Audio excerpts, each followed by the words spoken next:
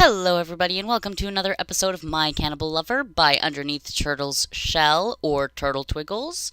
We left off, we met a lovely young woman named Jack and we foolishly went into her house despite some creepy stuff she may or may not have said about our friends. So let's get started and let's see where this goes.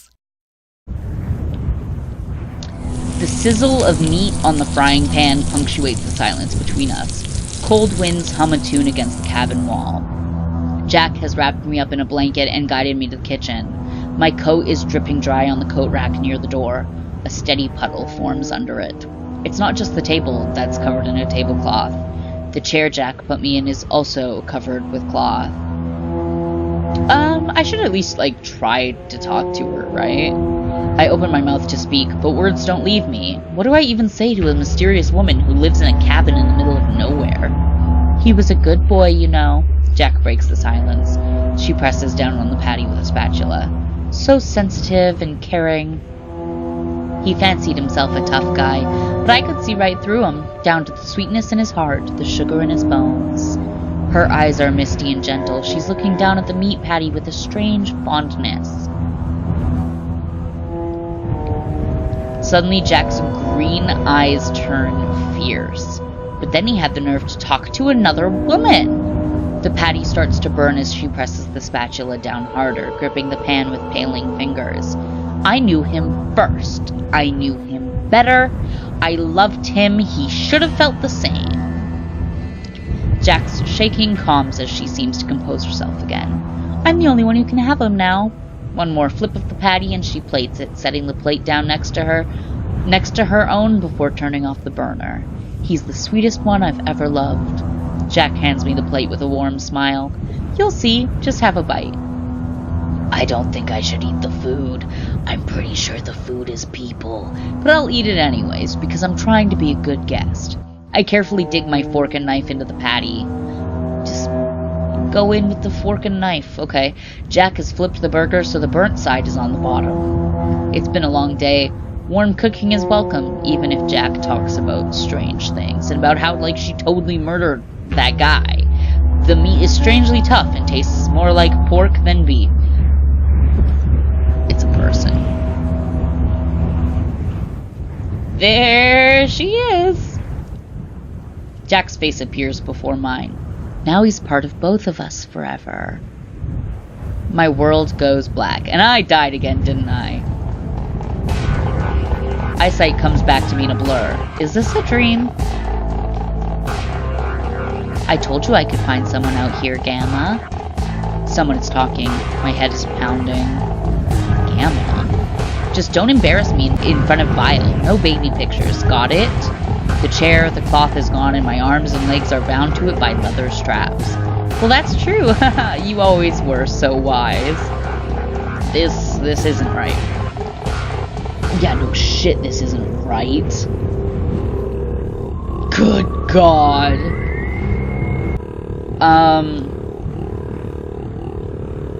Who's your friend here, Jack?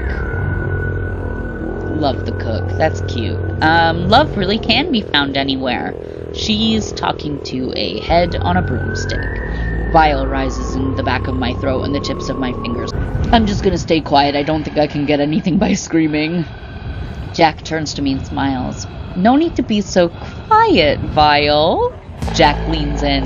Now I know meeting the folks is always pretty nerve-wracking, but there's nothing to be worried about. This is my grandmother. She's the kindest woman I've ever known, and I just know she'll love you. Hello, ma'am. It's nice to meet you, because I'm not going to not talk to the lady. Jack looks elated.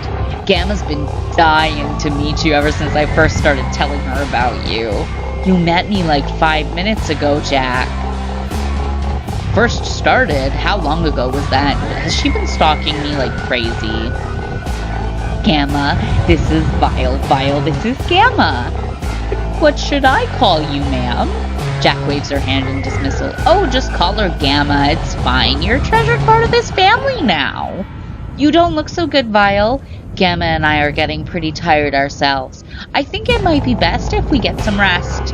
We'll have all the time in the world to be together after our big meal. TM, TM, TM. Jack presses a light, chaste kiss to my cheek. Good night, Vile. I love you. I knew we'd be perfect for each other. This is why I don't date women. When night passes over the cabin, the storm raging outside winds down to stillness. I'm terrified, but I need to stay calm. I need to remember to keep my cool. I can hear Jack patting around somewhere in the cabin. I hear faint creaking when she ambles around and the spray of a shower tap. Where does the head on the broomstick go when she's not talking to it? Those empty eyes still haunt me. Finally, the cabin comes to a complete silence as Jack assumedly turns in for the night. At last, I can take in my surroundings. There's a steady tick of a clock somewhere. I'm bound to a wooden chair with leather straps. There's deep scratches carved into the wood, under my bound hands. That's not very reassuring. I test each strap. They all hold firm, but the one on my right hand, the leather is barely holding. I can see the material thinning and straining as I shift my wrist. I can break free if I wanted. Okay, here's my issue is, if I try to get out of there and I fail, Jack's not going to be happy. But if I don't leave, I might die. So I'm going to try to get out of here, and maybe we'll try a different route. If I don't die, we'll try a different route, maybe in a different episode or something. It's not hard to rip free. Once I have one hand loose, I'm able to undo the rest of the straps binding me. I stand quickly, and I'm accompanied by a rush of dizziness. I'm so tired, but I might not get another opportunity like this. I tiptoe across the cabin floor, wincing at every croak and every groan the cabin makes. Why is it so quiet? Howling winds from before are replaced with suffocating silence. I pull my coat from the coat rack and carefully zip up. I take one more deep breath. The metal hinges on the cabin door whine as I open up. Outside is a picture of stillness. The air is still, the leaves and branches and the moon hanging in the night sky are all still. I take a step toward freedom. Where are you going, Vile? See, this is what I meant. She's gonna murder me. I feel a hand grip my shoulder with bruising strength. Oh, Jack! Hi! I just need some fresh air, Jack. Jack is quiet behind me. The air around me starts to stir. You're trying to walk out on me. Her grip on my shoulder tightens, flesh turns purple, a gust of wind screeches in my ear. In the middle of the night, snowflakes stick to my cheeks. Not even a goodbye. I put a roof over your head, Vile. I cooked for you. I treated you like family. I loved you. Her fingers break bone, splintering my shoulder blade and sending me to my knees with a scream. You are nothing without me. I hear the sound of bones popping and flesh splitting behind me. The pain in my shoulder keeps me quivering on the ground. Oh boy, howdy. Wind howls as I try to crawl away, but a clawed hand scoops me up by the back of my coat. I'm going to make sure you can never leave me again, Vile. Jack's, the monster's massive maw opens, revealing rows of needle-sharp teeth. I let out a scream as the sensation of the monster's hot breath and cold winds clash against my face. I feel it, the severing of my head from my neck. I feel the monster bite down, pin-sharp legions of fangs slide through skin and bones like butter. The last sensation I feel is a hot, drooling tongue against the stub of my neck.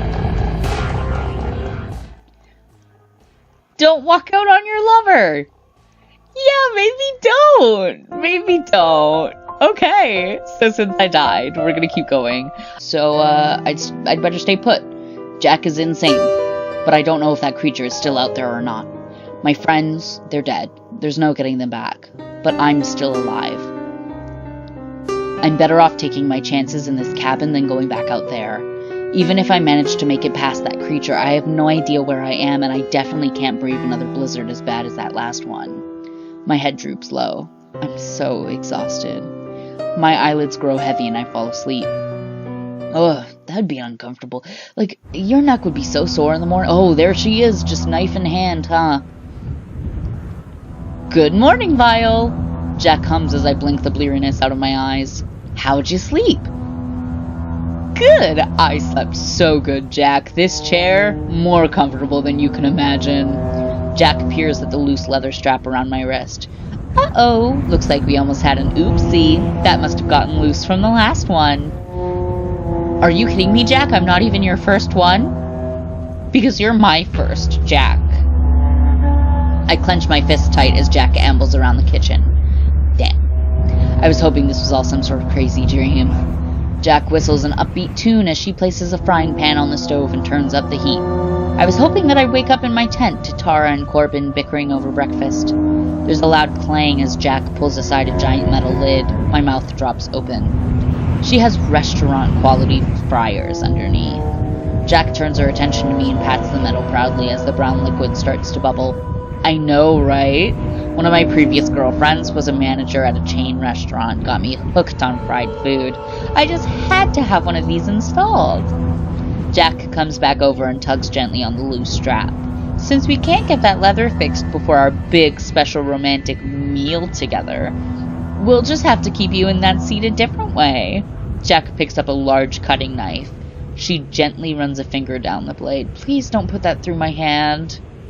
Put your hand out, Vile. Oh, fuck. Well, I guess a good boyfriend does what his girlfriend asks him to. Hesitantly, I unclench my fist, displaying my fingers out on the grooved wood I'm bound to. Then Jack poises the knife over a finger and I quickly clench my fists. Jack giggles. I thought you might be a little nervous. Jack slides a wooden clamp under my hand. There are 4 holes in it. She grabs my hand and wrestles me into the clamp. I put all my strength into resisting, but it's no use. She has unnatural strength. My heart pounds and my arm twitches as each of my fingers are carefully splayed out. Jack twirls the knife in her hand. You know, they say the force it takes to bite a carrot is the same amount of force you need to sever a finger. She leans in and whispers in my ear. Just think of these as love bites. Oh, Jack poises the knife over my knuckle. Gosh, Vile, you look so cute with a couple of little stubs. I swallow hard. My arm seizes where I try in vain to wrench it free. Jack shifts the knife to where my finger meets my hand. She licks her lips. But I must resist. I don't want a single part of you to go to waste. The knife comes down. There's a single moment where reality doesn't seem to catch up to what's happening. Then there's the bloom of pain in the sight of my own bloody bone and a pool of red, and my mouth falls open and I scream like I've never heard myself scream before. Jack flinches hard and slams a fist down. Vile, that was right in my ears. She runs a hand through her hair. My dear, I didn't sleep very well. I got into an argument with Gamma late last night, and I've just got a huge headache because of it. How is that even possible?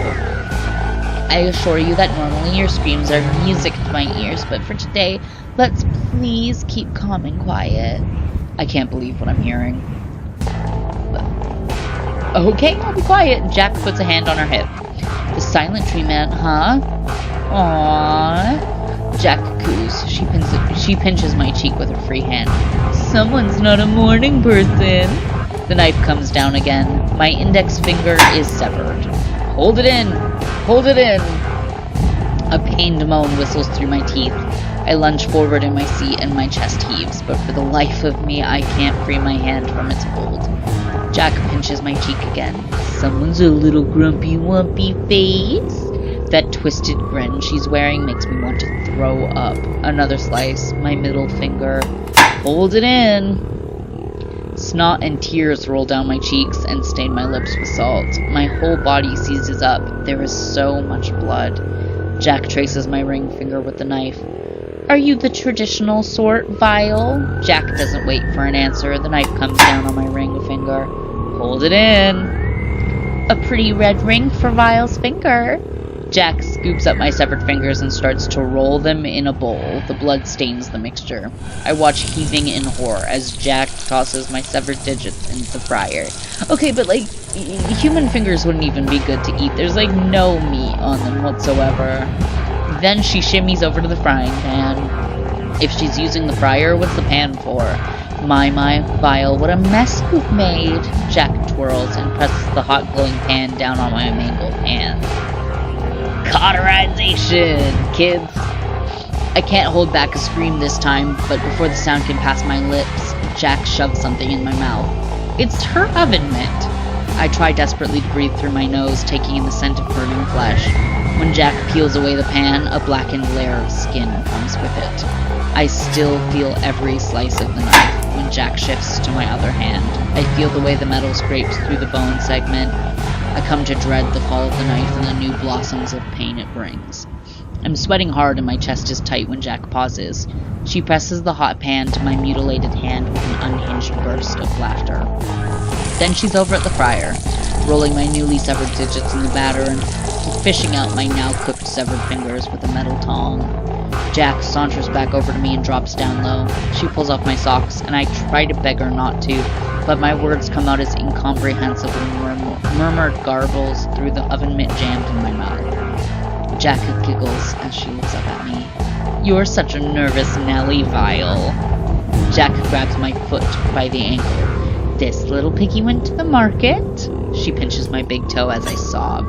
Drool drips down my chin. This little piggy stayed home. This little piggy had roast beef. The fryer oil gives a loud crackle. This little piggy had none. The knife comes down and severs my last toe. I scream through the fabric. And this little piggy cried, wee, wee, wee, wee, all the way home. Jack peers up at me. Don't cry, Vile. She twirls her knife and it glints in the light. It's fun, see? Jack looks back down at my foot. Eeny, meeny, miny, mo. My big toe faces the sharp side of Jack's knife. Catch a Vile by the toe. Another toe comes off. If they holler, then let them go. Another. Eeny, meeny, miny, mo. Jack grins up at me. See, Vile, just a little more to go. I shake my head desperately for no. Shh. Jack leans up and cups the side of my face. You can do it, Vile. We already started. We can't stop here. My entire body strains against my bonds as I squirm. I want to fall to the ground and huddle in pain, but my restraints don't allow it. Just a few more, Vile. Slice, slice, slice. And we're done. Jack gathers my severed digits and stands. So I just have no toes or fingers now. That's fun. She returns to her fryers and fishes out the finished ones before dumping in the new ones.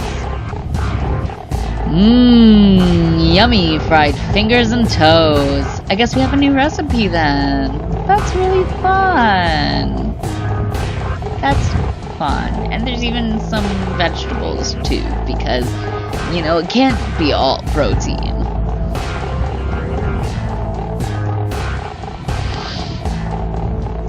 I blearily watch Jack pick up a fried piece of flesh. I watch her bite into it. A look of bliss crosses her face. I see the way her front teeth glint as the whitened meat peels away from the bone. That's the last thing I see. I pass out afterward. When morning comes around, Jack's not in the kitchen. What hurts more than anything else are the patches of burned flesh.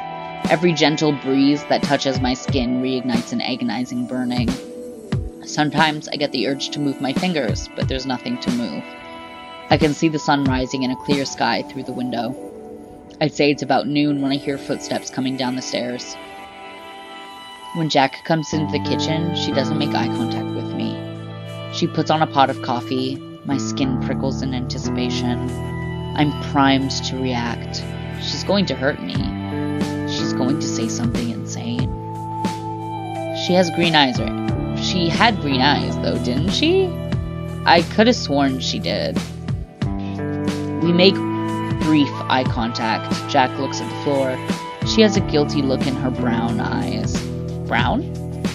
Jack finishes pouring her cup of coffee and keeps her eyes glued to the ground as she leaves the kitchen.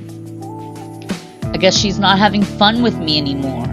A little while later, I hear the TV switch on in the living room. An upbeat tune starts to play with equally upbeat singing in a different language. It sounds Korean. It's a while before Jack's first outburst. No! I don't... How do you... Is that Hyun? Yun? Yoon? Suyun? Suyun? Someone tell me in the comments, please. He's actually your brother! She's watching a Korean drama.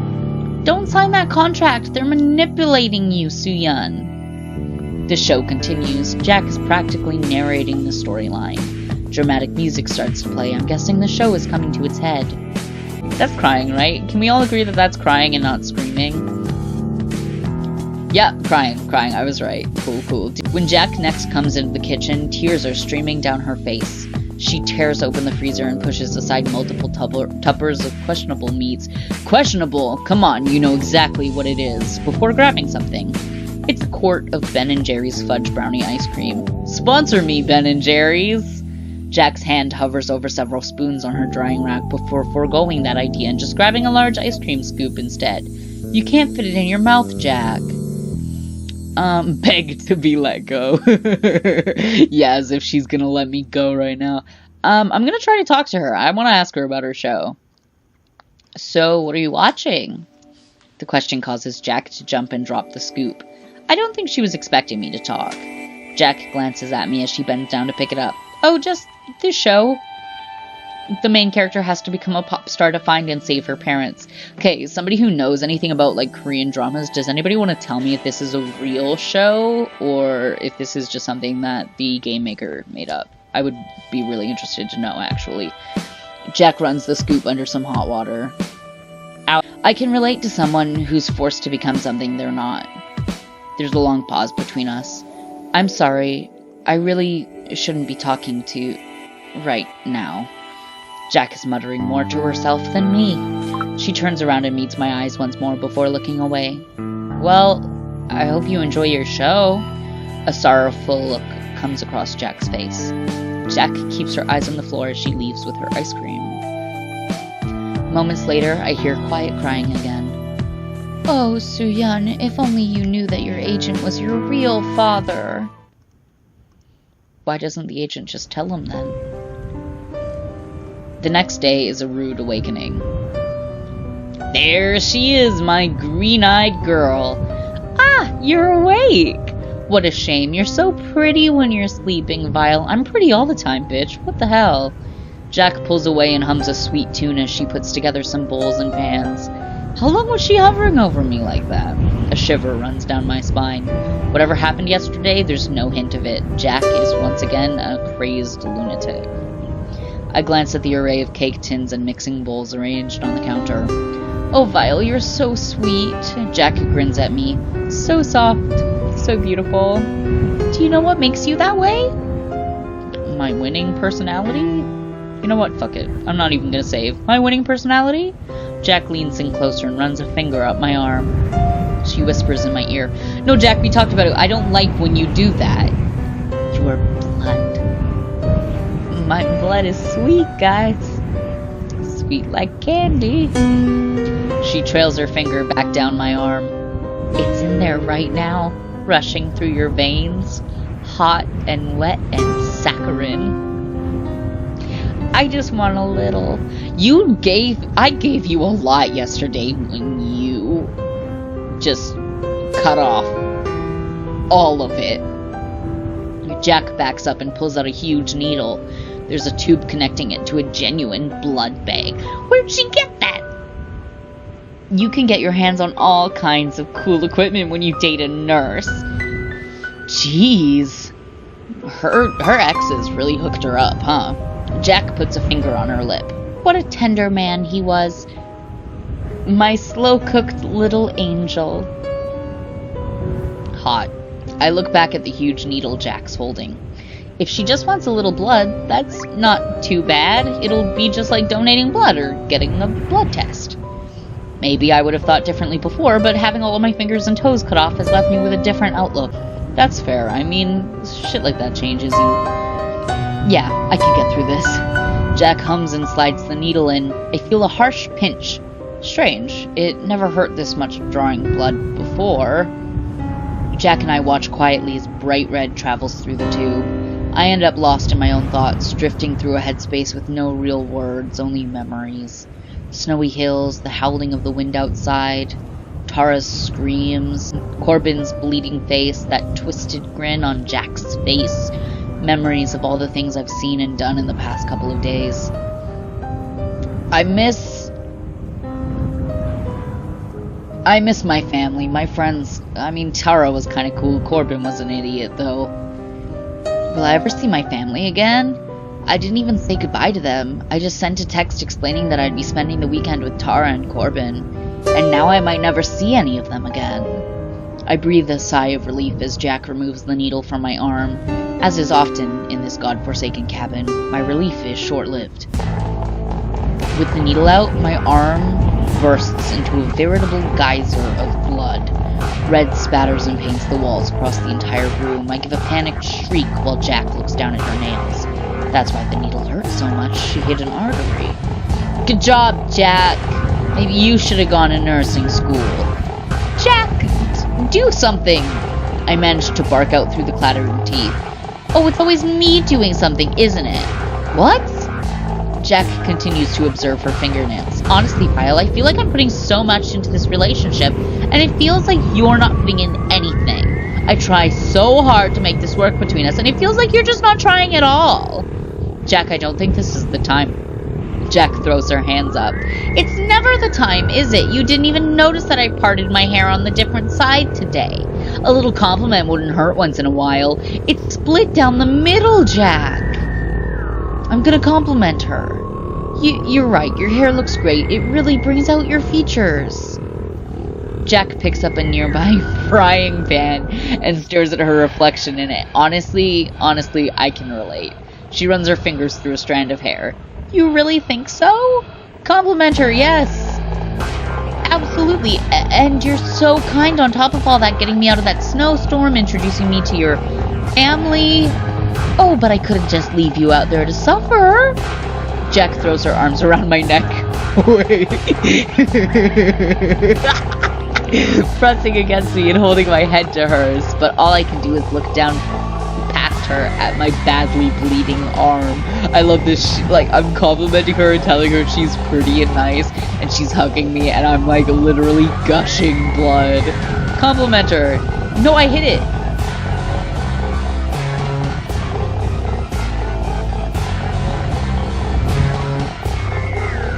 No, I hit it. You guys saw that. I hit it.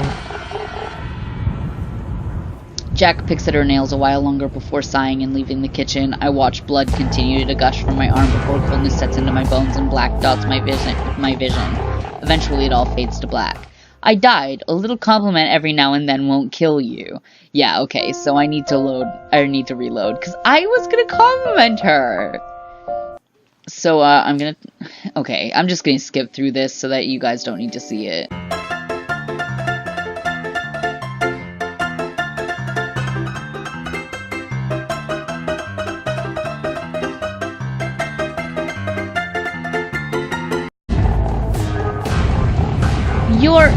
You're a one-of-a-kind girl, Jack.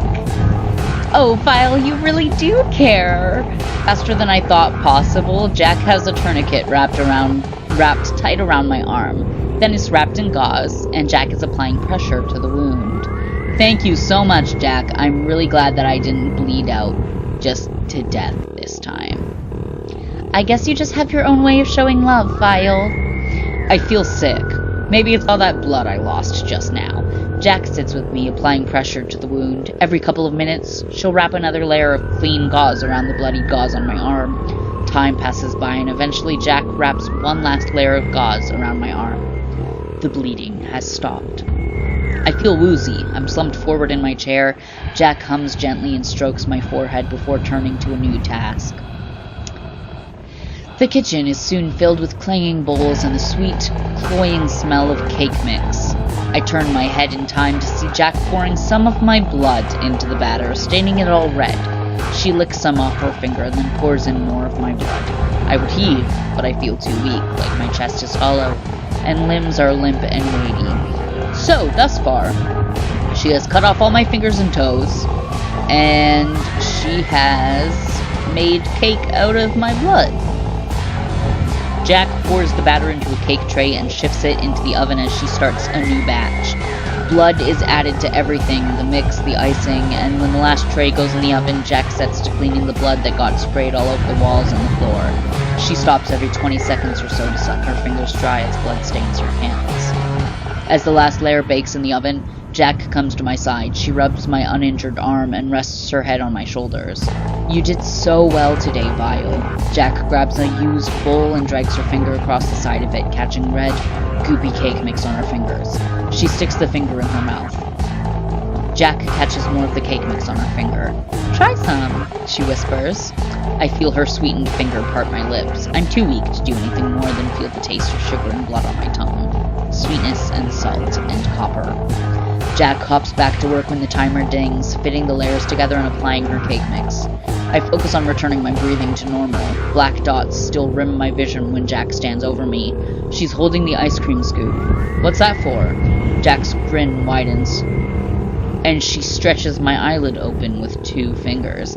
Okay, so this might get really bad for some of you. So if all of the previous stuff before kind of made you feel uneasy, this is gonna be really bad. So just be aware of that. Let's get moving. Just looking for the cherry on top. I feel the metal scoop slip into my eye socket. I open my mouth to scream, but no sound comes out. Jack is cackling in bliss as the scoop slips further into my eye socket. Nerves rip and tear. A mix of blood and white, tasteless liquid drips into my gaping mouth, dripping down across my tongue in thick rivulets. Cold sweat drips down my face as I fade in and out of consciousness. Blood red velvet cake! Woohoo! That's 2 out of 4 recipes, y'all. That's half. The last thing I see is Jack seated at the table with a fancy plate and a slice of red cake. I watch with one bleary eye as Jack's fork sinks down through the layers of the slice, making a delicate, metallic sound as the prongs hit the plate. Jax brings the fork to her lips and closes her eyes in bliss. I'm surprised that the eyeball thing wasn't more drawn out. Then I slip finally into lasting unconsciousness. Okay, I think we're gonna call it for that episode. We went a little longer than I wanted to, but that's alright. Judging by just how much content we have left in the game, we only have 2 of the recipes, so there's probably gonna be 2 more episodes in this series. Check in next week for part 3, and share this with any of your weird, creepy, gross friends who might like this. And, as always, I hope you enjoyed.